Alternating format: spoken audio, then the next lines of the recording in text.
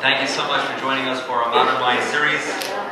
Just to remind you that in 2 weeks, we have the privilege to host Congressman Elliot Engel here at 7 o'clock p.m., not 7:30, 7 o'clock p.m. on the state of relations between the United States and Israel. I want to express my appreciation to the sponsors of tonight's evening, Susan and Dr. David Farkas. Thank you so much for the sponsorship.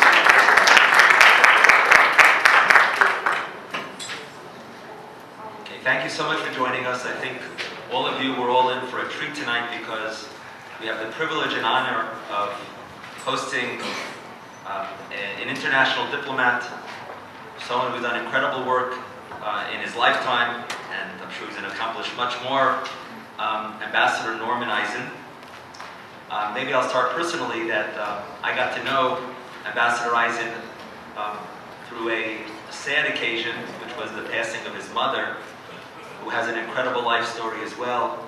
And I got a call from someone from the ambassador's office saying that a lady had passed away, and her son is Ambassador Norman Eisen, United States Ambassador to the Czech Republic, and are you willing to officiate at the funeral? So it was during the course of that sad event of the funeral for his mother that I got to know this really wonderful man, a mensch, a caring son, a good Jew, and someone who also has an incredible life story and has been doing incredible work.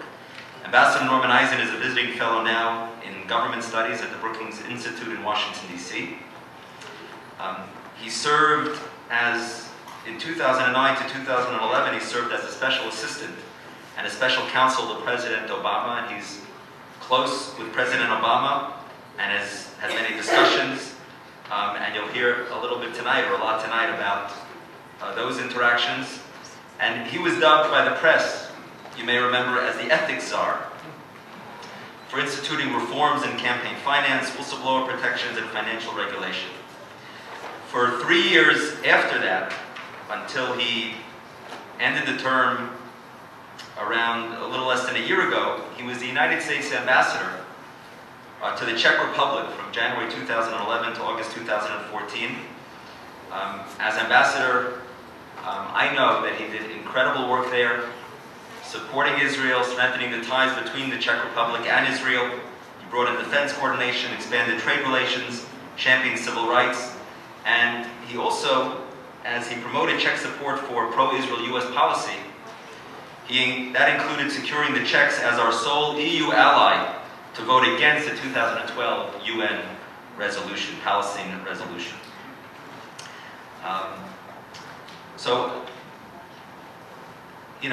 Ambassador Eisen has served as the United States ambassador, but in a certain sense, he serves as a great ambassador of the Jewish people, because he's been able to be out there in the world, help Israel, serve on a national and international level, but also all along remaining very, very committed to tradition, to Jewish history, to Jewish destiny, to Jewish tradition. I'm not sure if he was going to tell you this, but perhaps I could say that his mother, Holocaust survivor, taken by cattle cart to the concentration camps, and Ambassador Eisen returned to the Czech Republic as an ambassador, went to a home, if I can say, I don't want to take your thunder, but he lived in the ambassador's residence there in Prague, which was owned by the Jews before the war, was taken over by the Nazis and served as a headquarters during the war. Afterwards, it has become the ambassador's residence. When Norman Eisen went there, he put mezuzahs on the doorposts, kashered the kitchen, and what an amazing, touching story that is for what that residence went through and what his mother went through for him now to serve as ambassador. And so it's a real honor and privilege for me to know him and for us to have him tonight. Please give a warm welcome to Ambassador Norman Eisen.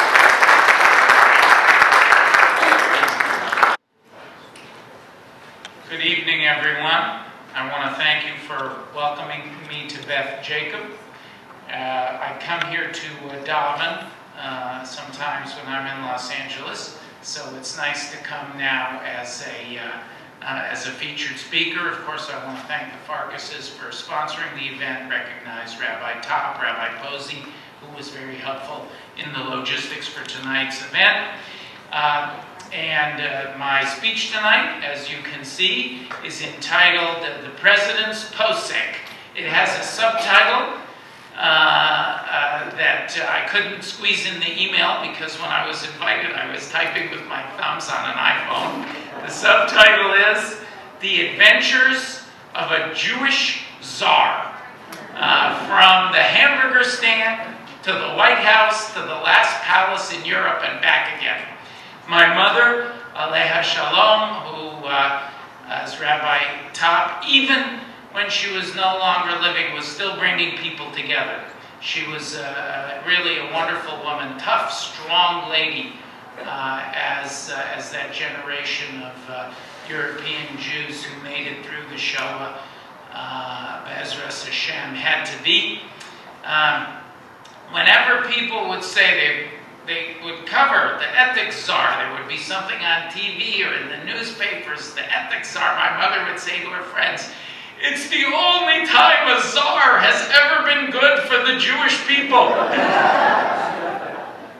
She, as Rabbi Top alluded, she was, my mom was a very, very proud Jew and was very proud of my journey, not just as a first-generation American, my mother from Czech Republic, where I had the privilege to return and serve, my father from next door in Poland, which I also visited, and I'll tell you about that. That was one of the more interesting trips that I had in my encounter with the mayor of my father, the now mayor of my father's hometown, on live television.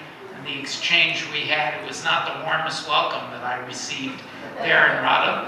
My mother was very proud of the journey that I made as an American, as first-generation child of migrants, but as a Jewish Czech Polish American. That was very, very important to her, that identity. And actually, I have found in my travels through public life that it is a strength and not a weakness to embrace your identity. That represents your authenticity. It represents who you are. So I've come. The rabbi and I were talking. I've been very busy at Brookings since I got back, and I have been turning down all speech offers. And the rabbi, however, was very pleasantly persistent. Perhaps some of you are familiar with this characteristic of his. And we were talking that it's like when you're called to the Torah, you should go directly to the Torah. You should accept the Aliyah. But if you're asked to come up and daven for the Amud, I think one time I had a yurtzeit. I davened for the Amud downstairs in one of the two rooms here. When you're asked to daven, you should turn the gabbai away. You should turn the gabbai away 3 times. It's similar, a little something similar with conversion. The way we traditionally we want to know that you really want it. So I think that these, I felt with Rabbi Top, I kept saying no, and he kept saying yes to me. So finally we made it, and I'm very pleased to be here. The real reason that I came, of course, in addition to talking to all of you, is to have dinner at Jeff's Gourmet Kosher Sausage. People are coming from around the world. I invited some very elegant friends who I know from my diplomatic days, non-Jewish. I said, look, there's a famous place where all of the Yidden are coming. I'd like you to meet me there. So they got there a couple minutes before. They called me on my cell phone. Are you sure this is the right place?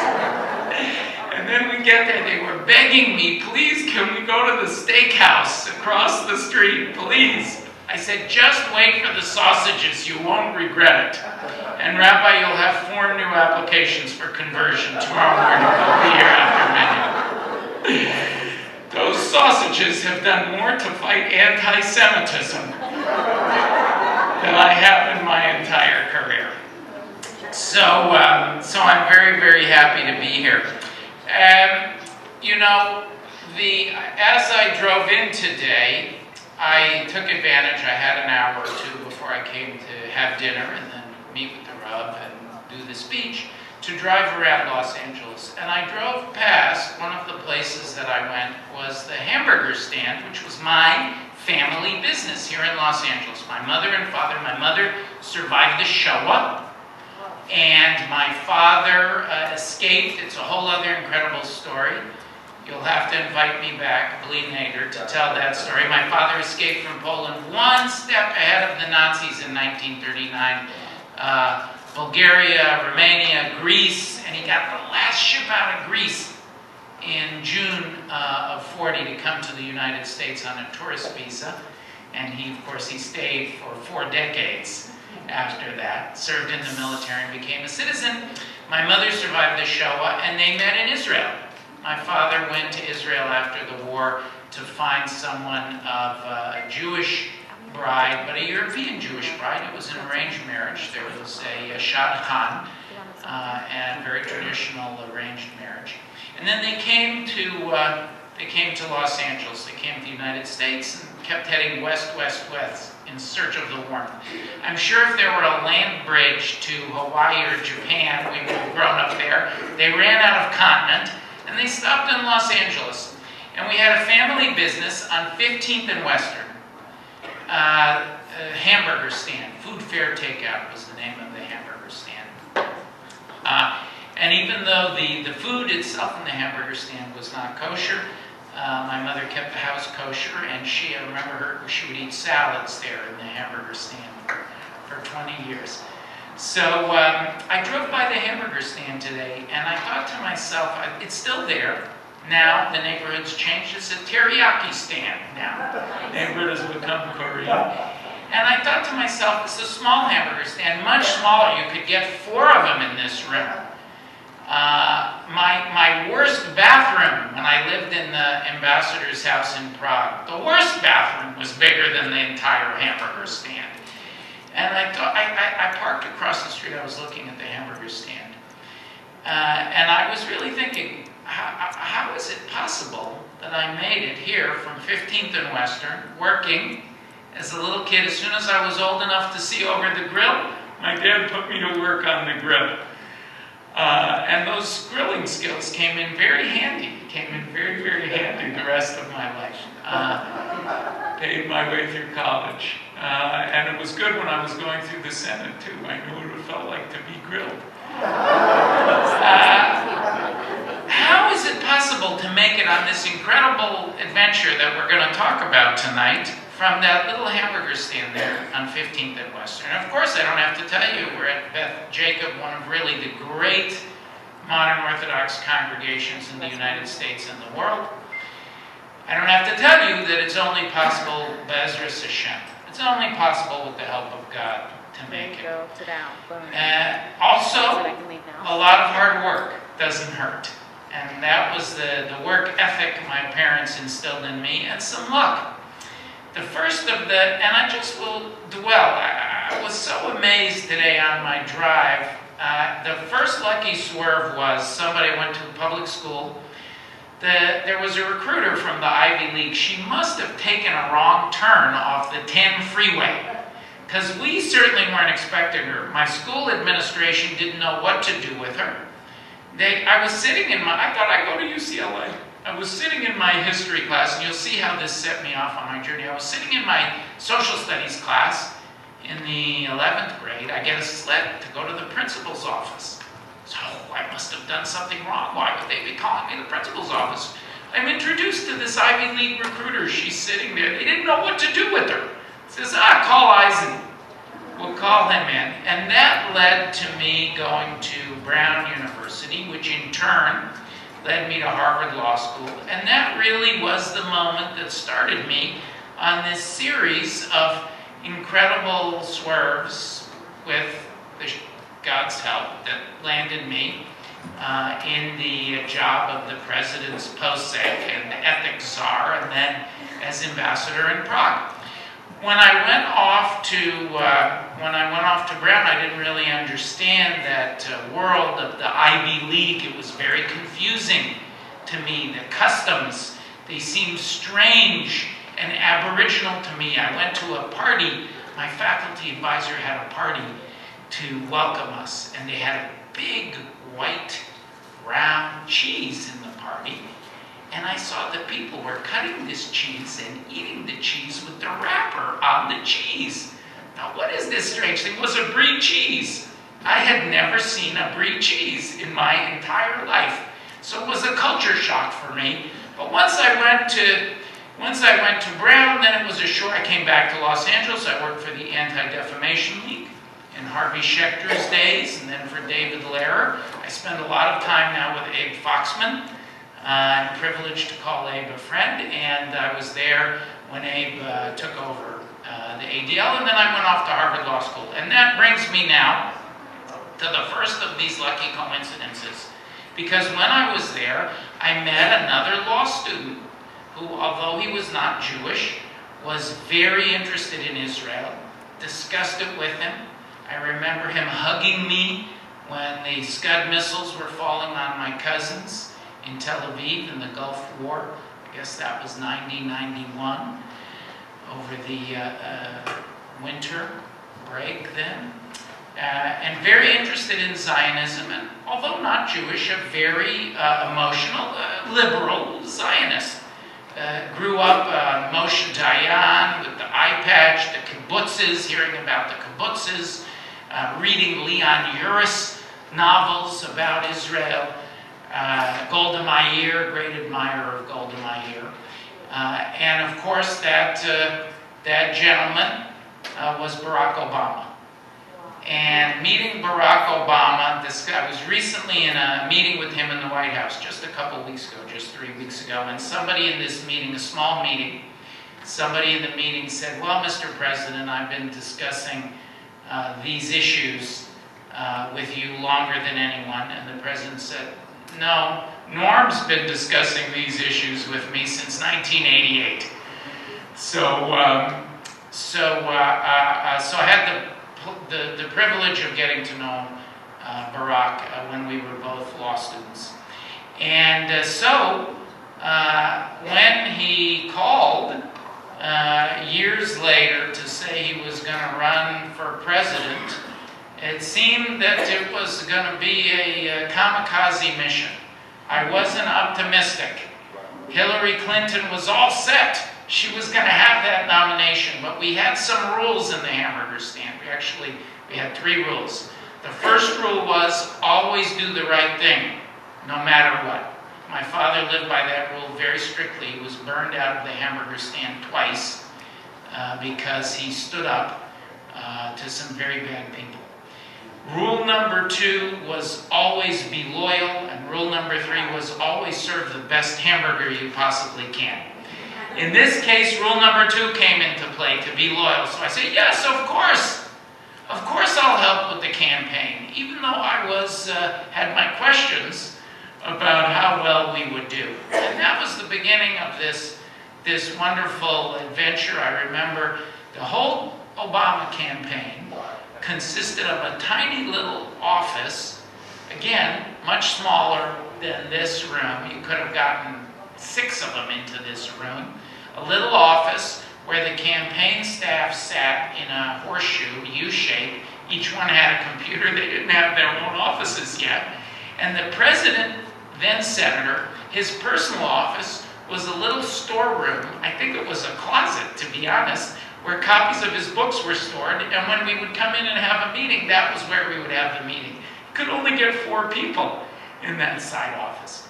So the campaign was a wonderful adventure, and I was very honored to be asked to come and serve as the president's ethics czar. My title in the White House was a special assistant to the president and special counsel to the president for ethics and government reform.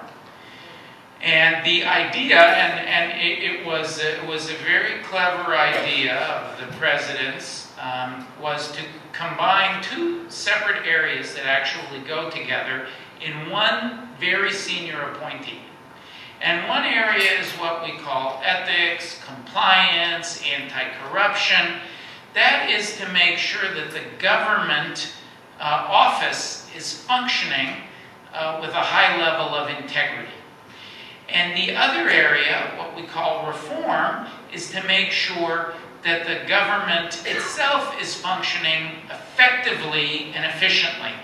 So you're combining two different functions of government, integrity and effectiveness in one person.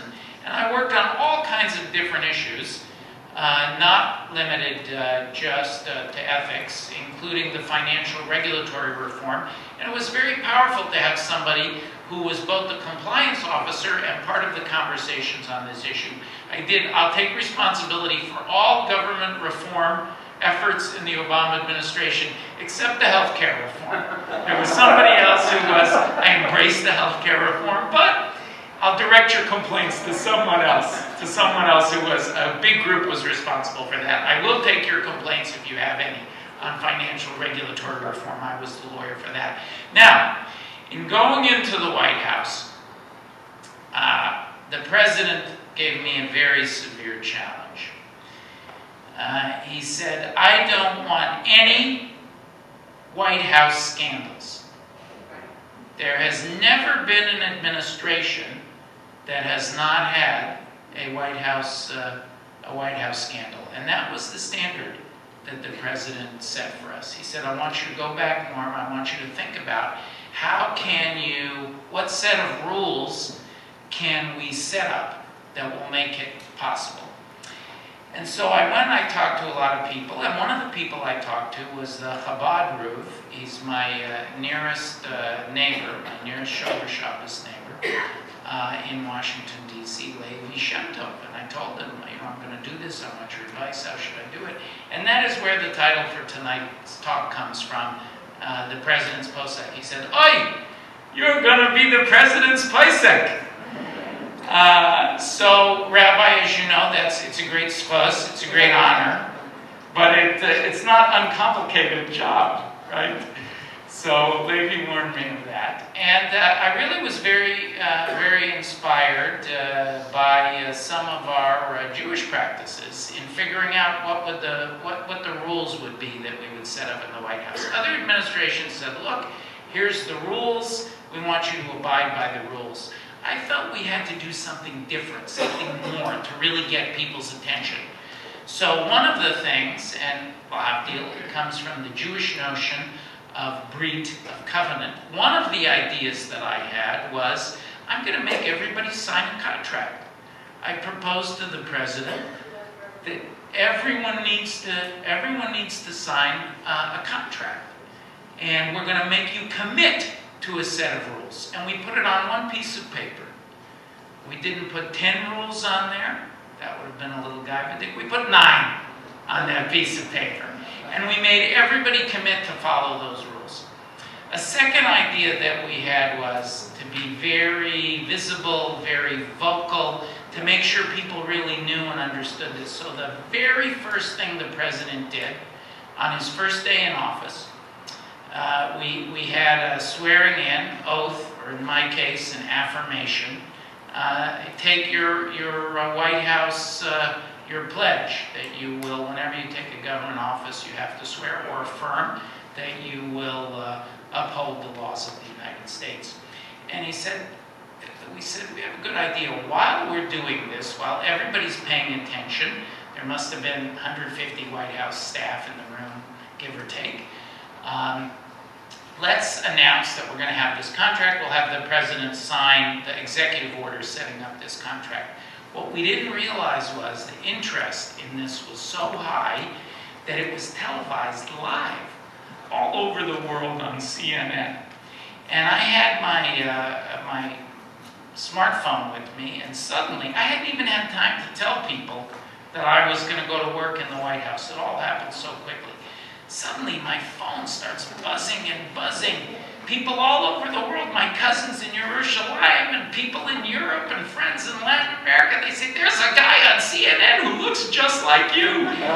Because the camera knew that I had written this executive order, and because I was one of the only lawyers in the room, they focused on me as we were doing the as we were doing the oaths and affirmations. And so that was how everybody in the mishpucha learned that I was working in the White House. Another so one issue was we would have this covenant, this contract, this breed with people to follow the rules. The second thing was we would make sure it was very publicized, it was very well known. And then a third concept I also borrowed from halacha that shaped these rules. I don't want you to think it was only halacha that shaped these rules. There were other inputs as well. Halacha was the most important, however. Halacha came first because it shapes so much of our identity as Jews. The third concept was the concept of gezerah, the concept of a fence around the Torah.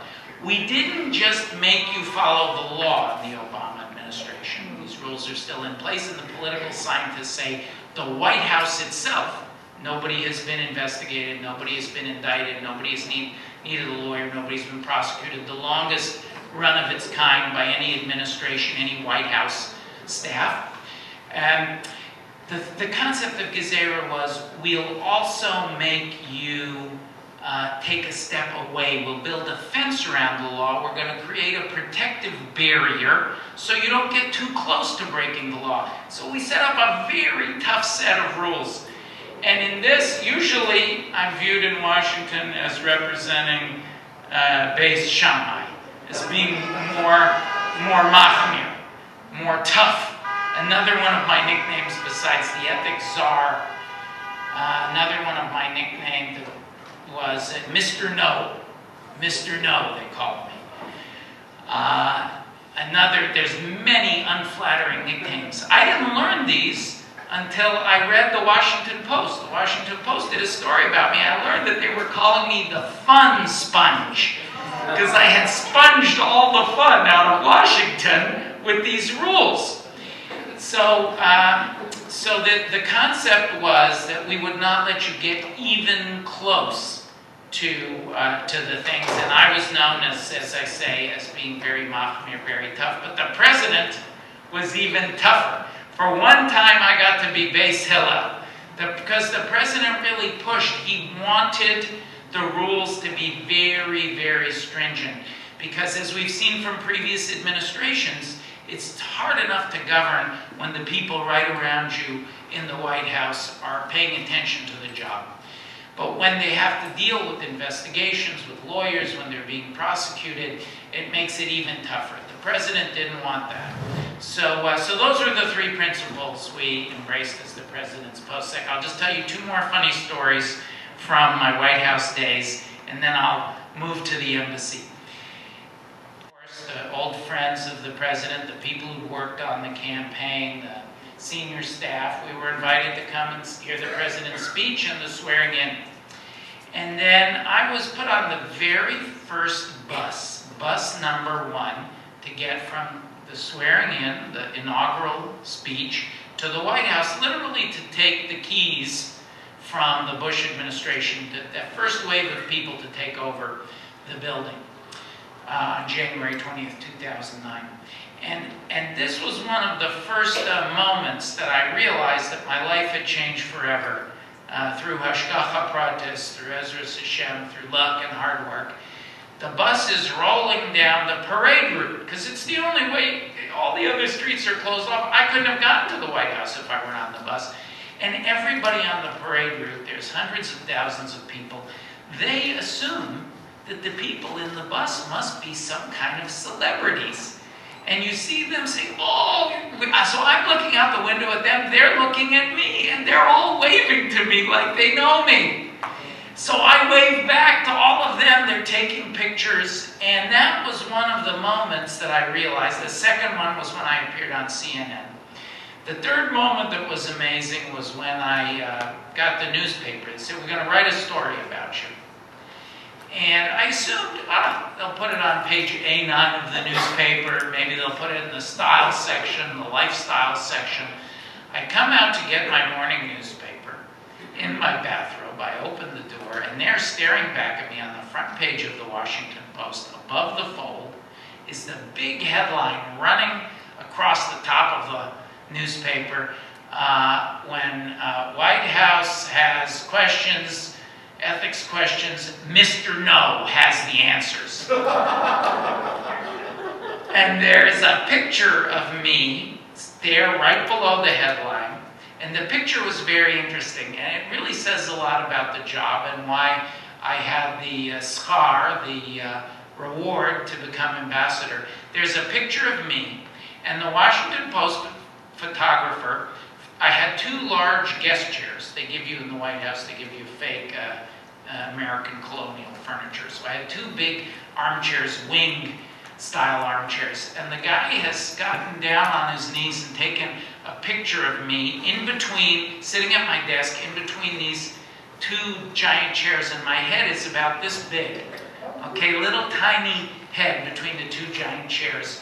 And that's a picture of me to show how dwarfed I am by the enormity of this task the president had set for me. And then as I walked to work the next day, every newspaper stand and every newspaper kiosk that I appeared, there was my tiny head staring back at me. And of course, everyone I saw that day, and really for weeks, everyone in Washington acknowledged me, congratulated me on the nice story. But the funniest acknowledgement I got was from one of my friends, actually from one of my friends at Kesher, Israel, where we go to shul in Washington, who photoshopped the thing. And he changed the headline from the one about Mr. No to read, "Tiny bureaucrat menaced by giant chairs." So I keep that as when I use a PowerPoint, I put that slide in my deck. So after 2 years in the White House, the very long, people sometimes say I work 24/7. I say I worked 25/6. There were many times, however, when I would sleep in my office, I would get back to the house late. If it was an emergency, I would have to stay on Shabbos and walk home. It's not a short walk. They would come and get me from the shul. Now you may say, what kind of emergency could you have? But the rules that govern the behavior of senior officials sometimes prevent them from engaging in certain matters. And there were many, many times where there would be an emergency and they needed a ruling. Can so-and-so, is he allowed or she allowed to work on this thing? And they would hop me. I was the ultimate decider, and they would hop me out and come to shul. It also would happen when I was ambassador. Once I was called to an emergency meeting in the White House Situation Room. At first I kind of liked it. It was kind of cool. It gets old after a while. So after 2 years of this, many nights sleeping on my sofa, very often not seeing my family, working sometimes till 3 and 4 in the morning, going home, getting 2 hours of sleep and getting back. Good luck. You know, we'd gotten off to a good start. We got the financial regulatory reform. The rules were tough but well received. There had been no scandals. And I was getting ready to start thinking about going back to practice law. I was thinking, well, maybe I'll go back and practice law. And the president got wind of this. And the president absolutely amazed me by saying to me, Norm, I'd like you to serve as ambassador, as our ambassador to your mother's country. And the president knew the story of my mom. He said, I'd like you to serve as ambassador to her country, Czech Republic. And, you know, at first I thought, he does have a sense of humor, the president. At first I thought he was joking with me.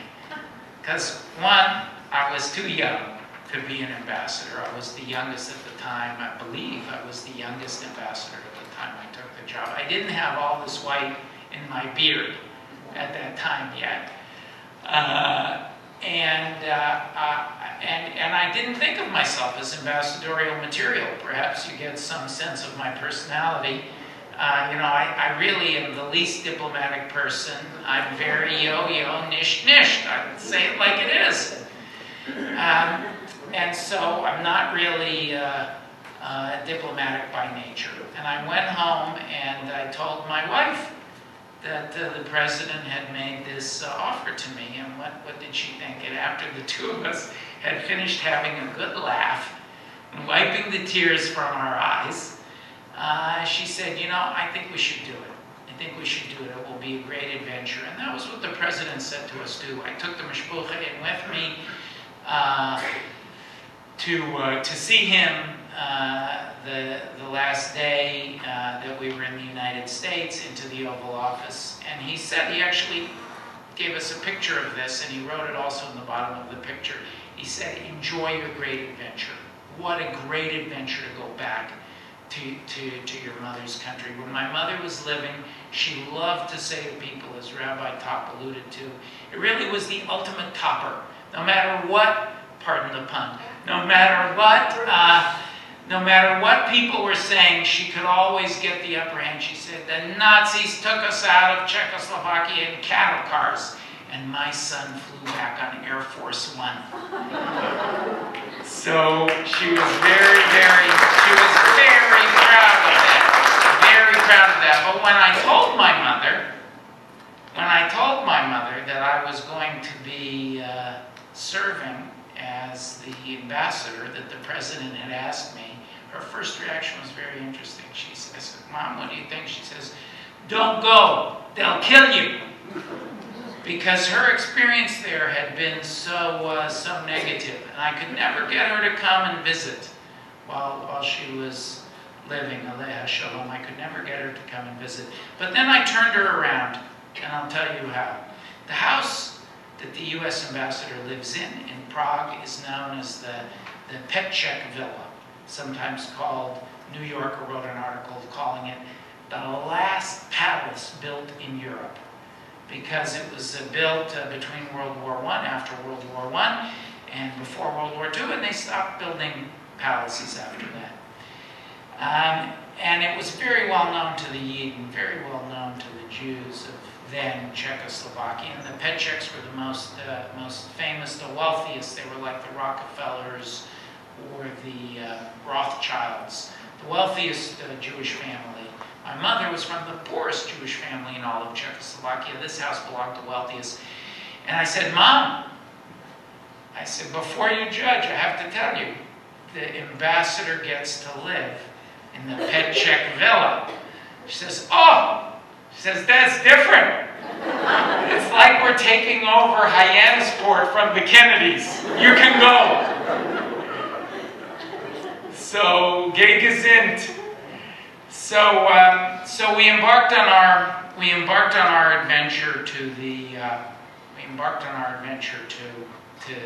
the Czech Republic. Now, there was a real question. The rabbi mentioned the mezuzahs, and I also put a mezuzah on my office door. And there was a real question that I had as I took this job as ambassador, plenipotentiary, and extraordinary. That was my title.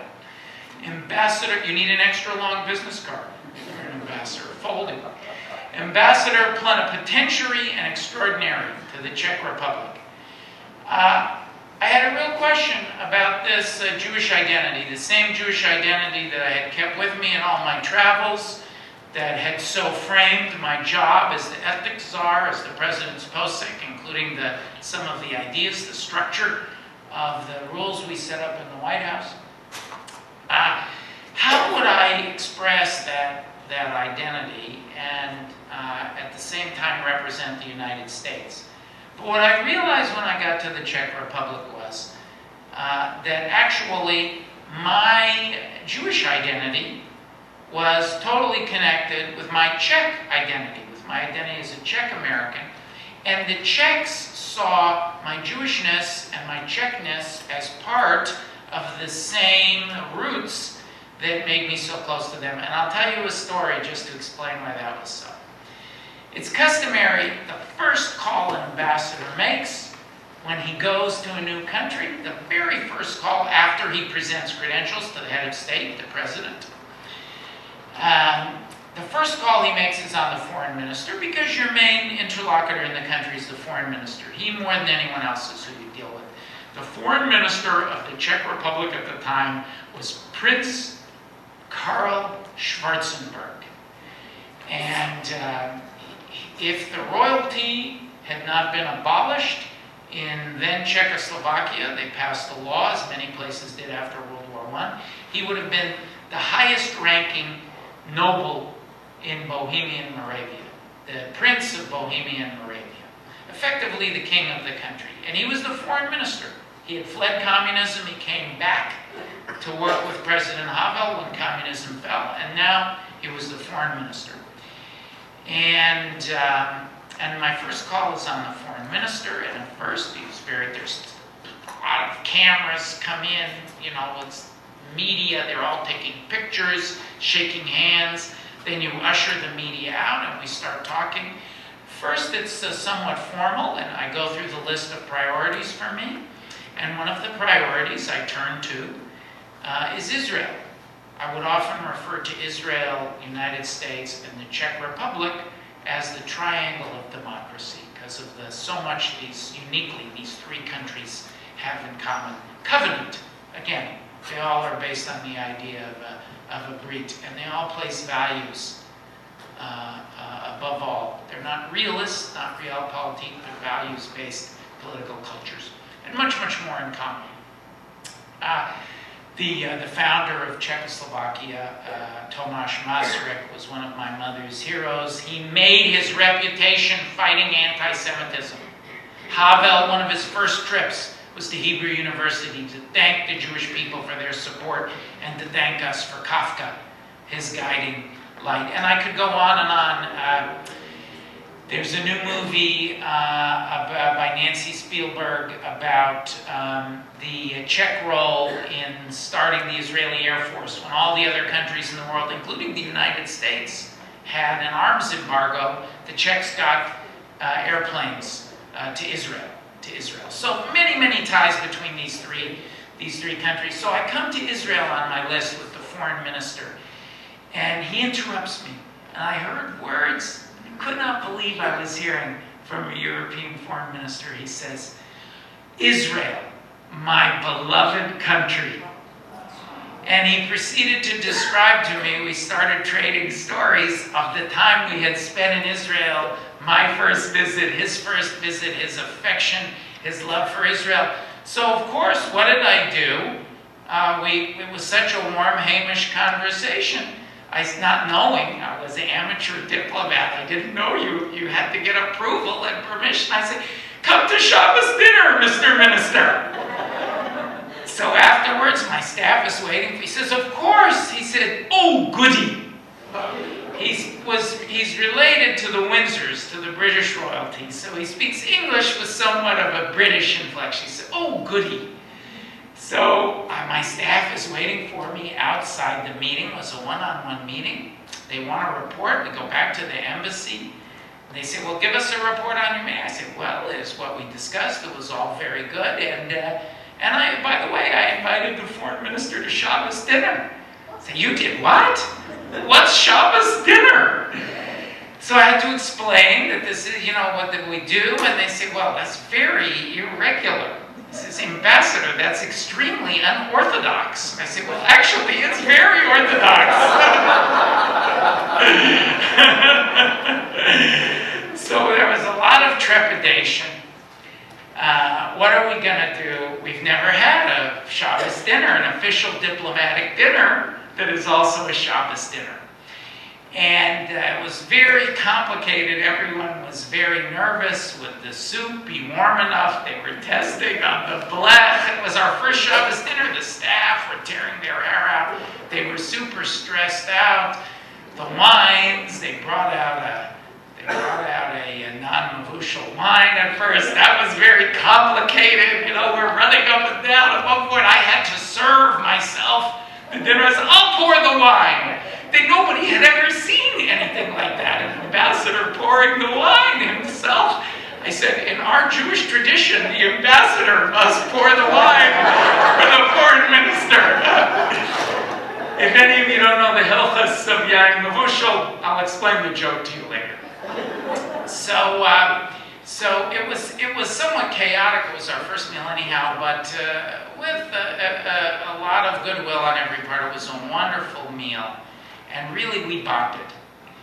And that was the model for our diplomacy. after that, every Shabbos and Yantif meal, every Jewish occasion, became an occasion also to do diplomacy, to represent the United States. At the end of the dinner, of course, it was time for to say Birkas Hamazon.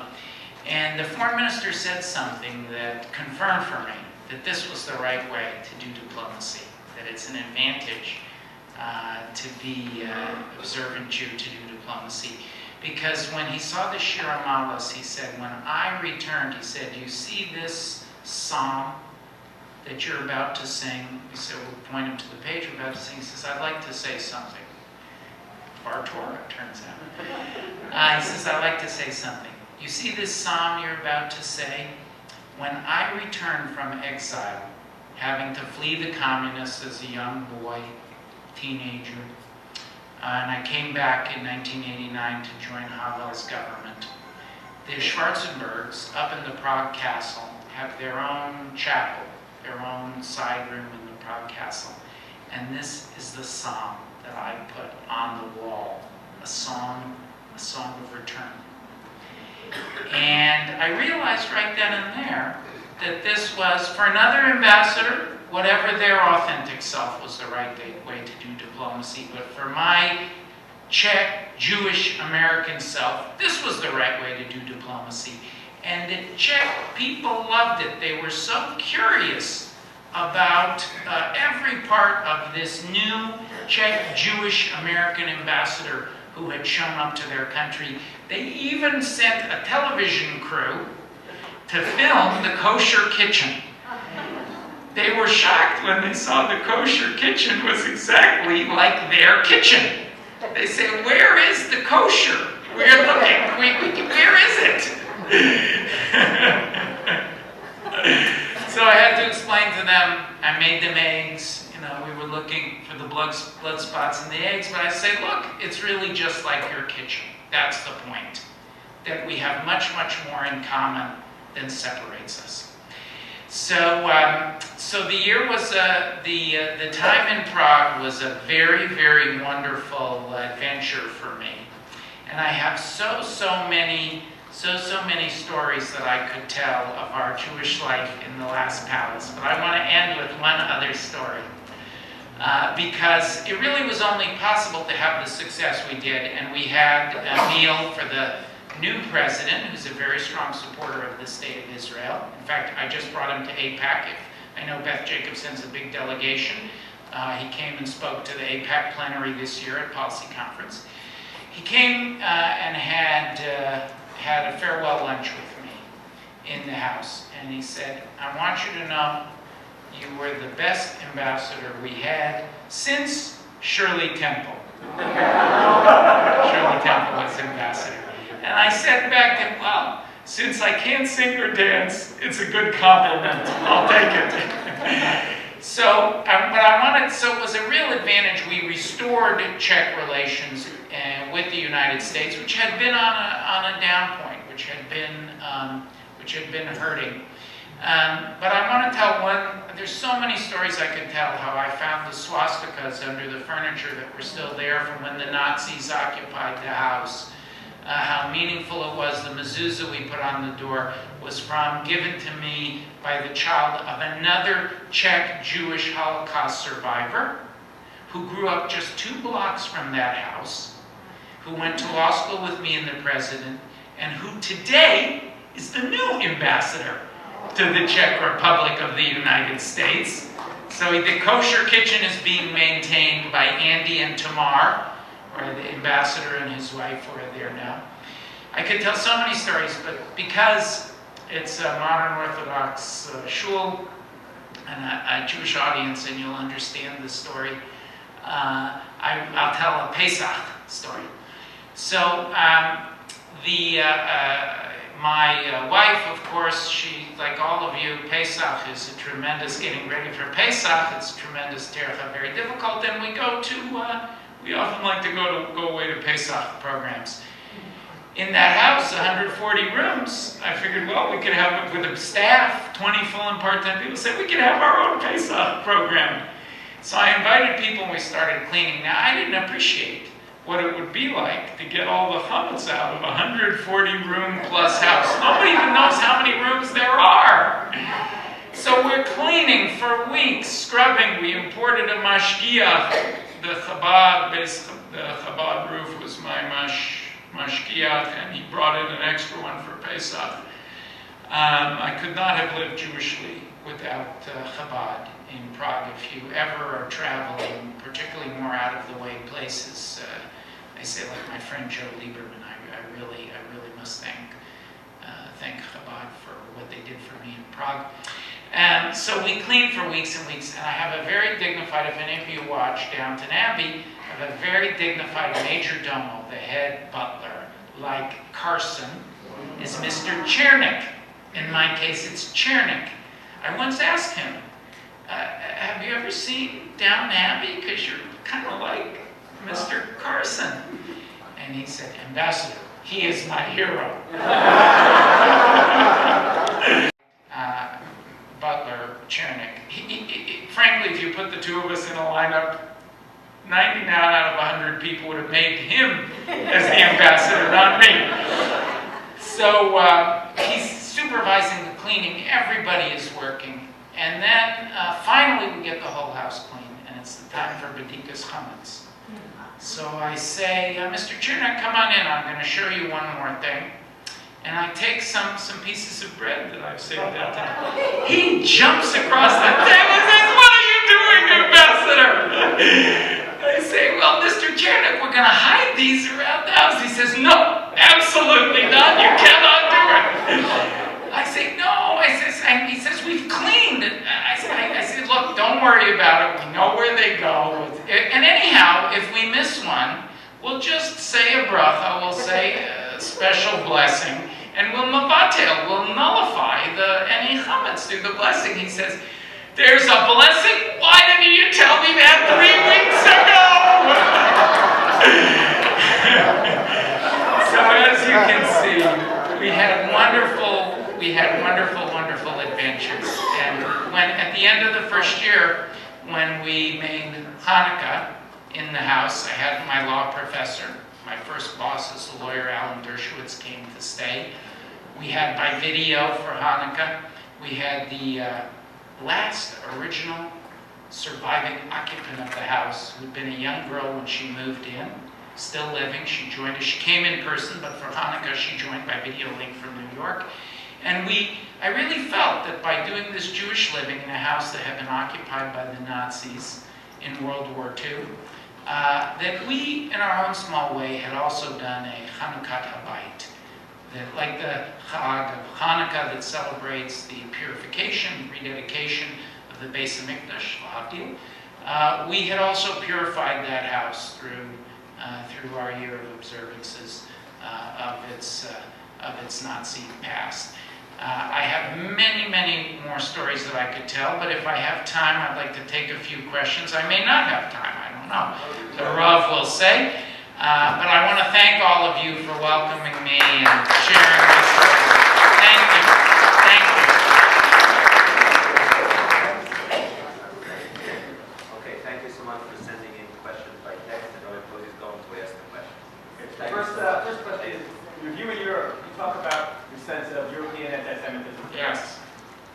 And the question is, can I discuss from my perspective in Europe, European anti-Semitism?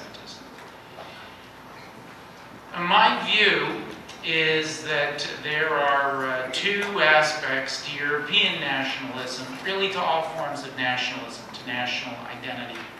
I talked before about the United States, Czech Republic, Israel, and this notion of a nationalism that is based on covenant and on values. And that's rooted in transcendent values, I believe, in our case, in all three cases really, in the values of the Torah, of the traditional biblical values. But there's a dark side to nationalism as well. And when you do not have the good side of nationalism, you tend to get the negative side. And in Europe, we've seen large cycles of a dark nationalism that caused, in my opinion, World War I. expansionist nationalism. World War II, the Cold War, when Stalin used nationalism to justify pan-Slavic nationalism, to justify his empire. And now we're seeing the stirrings of this dark nationalism again. It always involves anti-Semitism. Why? Why? Because this is the nationalism of blood and soil. It's the Volkish nationalism, nationalism of the folk. And it has the idea that there is a connection between a certain people, their language, their land, their legacy, their heritage, their genes, and there's no room for others. So it's unlike the idea of the United States, which is a nation where we were constructed to come as refugees, as minorities, from the very first religious and political dissenters who came here. Israel, the same thing, where Israeli Arabs enjoy the highest standard of living in the entire Middle East, where protection of minority rights is very, very important, and we need to work to maintain those protections in Israel. Where we came as an oppressed minority, after including in the founding of the state after World War II. And Czechoslovakia, now the Czech Republic, which was founded as the first majority-minority country in Europe. It was put together Bohemia, Moravia, Slovakia, Carpathia Rus. It was a country that was not founded on this dark nationalism, but that was founded on American ideas of room for everyone. But the other kind of nationalism, when it rears its head, attacks people who are the other, and the Jews are the typical, the stereotypical other. There's even anti-Semitism in places in Europe, in Poland, for example, where Jews haven't lived for decades, since before World War II. So there's this virus, and you see it recurring whenever this nationalism bubbles up. And now we're in a time of very strong national reaction. It's expressed as hostility to the EU project. It's often triggered, as we have now, by times of economic austerity. So you see the classic ingredients of this dark nationalism and of the economic austerity that is causing the anti-Semitism to rise again. And it's very worrying. I even get regularly emails from calls, outreach from people who want help relocating. And so it's very, very troubling. The most important thing we can do, the choice whether or not to relocate is up to the Jews who live there. It's a big challenge to live Jewishly in many parts of Europe because you don't have critical mass. The decision whether or not to go is theirs. The most important thing, though, we need to stay very vigilant, and the United States needs to, as we have been doing, speak out very strongly against this, publicly and privately. And so it is a concern, and that's my explanation of the recurring causes. As a diplomat, how do you deal directly with people who you know disagree with? Well, I tell you, it comes in very handy every time I go to shul. Because not everybody, this will come as a surprise to you, not everybody agrees with all of my political views as a Democrat.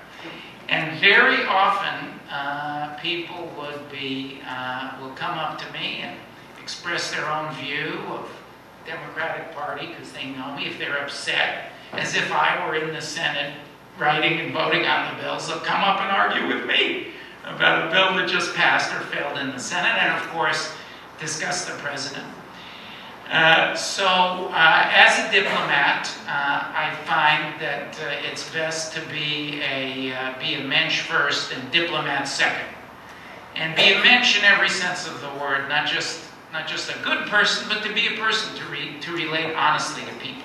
So I don't use a lot of diplomatic mumbo-jumbo, but I try to be polite and a good listener, And I understand that people are coming from a good place, even if they sometimes are a little rough with me. I can take it, and that is how I deal with it. And I remember that I have a responsibility, that I had the privilege, the zchus, to represent the United States, but also to represent, because all of us in the United States have hybrid identities, to represent the Jewish community as well in my official roles over the almost 7 years that I served in government. So I try to behave like that. My great role model in this, I mentioned him already, is Senator Lieberman, Joe Lieberman. Hadassah was born in Prague. I had the privilege of not one but two Shabbos visits. They let me do the mitzvah of Hafnasas Orchim twice. Them and about 10,000 other people. That was the first year alone. Baruch Hashem, it wasn't all for Shabbos, but I had 10,000 people came through the doors of my house the first year alone. And Senator Lieberman is so patient with people. He listens. Sometimes they'll confront him. He says, I'll answer your question, but first let me ask you, what's your name? Where are you from? Tell me a little about your mishpucha. And then he gets to the question. He really is patient. He listens. So he was a very, very good role model for me. In many things, he was really a path breaker, the path breaker to be a frum Jew in public service. So learn from him. Last question already.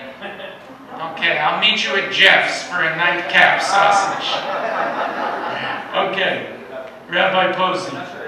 What is your view of human nature? Do you really think people already need these rules or are naturally good? What is my rule of human nature?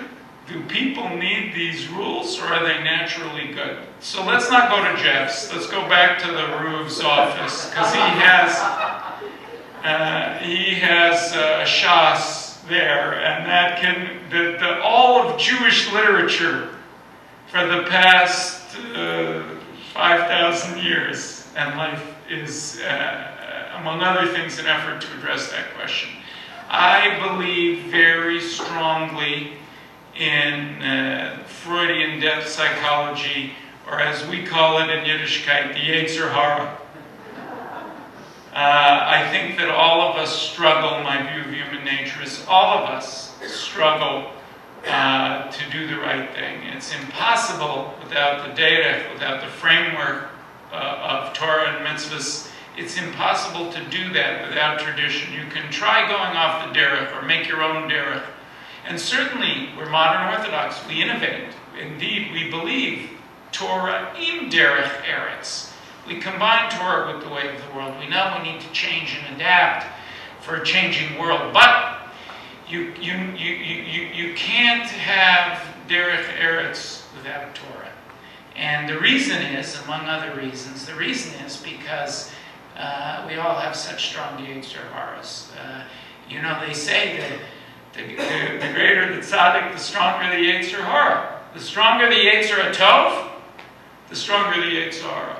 So I think it applies to all of us. And the way we overcome that is through these rules. And that really, it's a good concluding question, because that was the fundamental inyan, that was the fundamental insight that informed the work that I did as the President's Posek more than any other.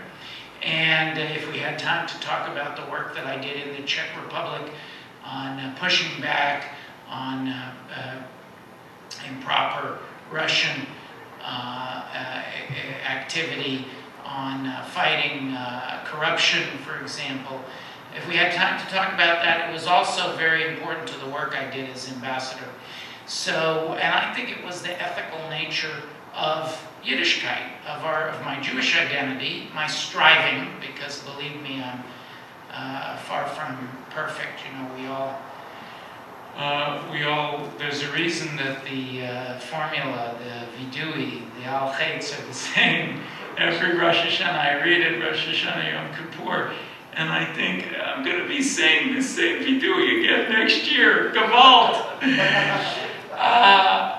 So I'm far, far from perfect, but the Czech people knew I was trying. as a Czech, as an American, as an ambassador, and above all as a Jew, I was trying to do the right thing. And when I fell down, I skinned my knee, I get back up and I try to learn from it and do better the next time. So that is my view of human nature. It's not possible never to fail, but as we learn from our Jewish concept of tshuva, it's possible to return and do better next time. And with that note, I look forward to returning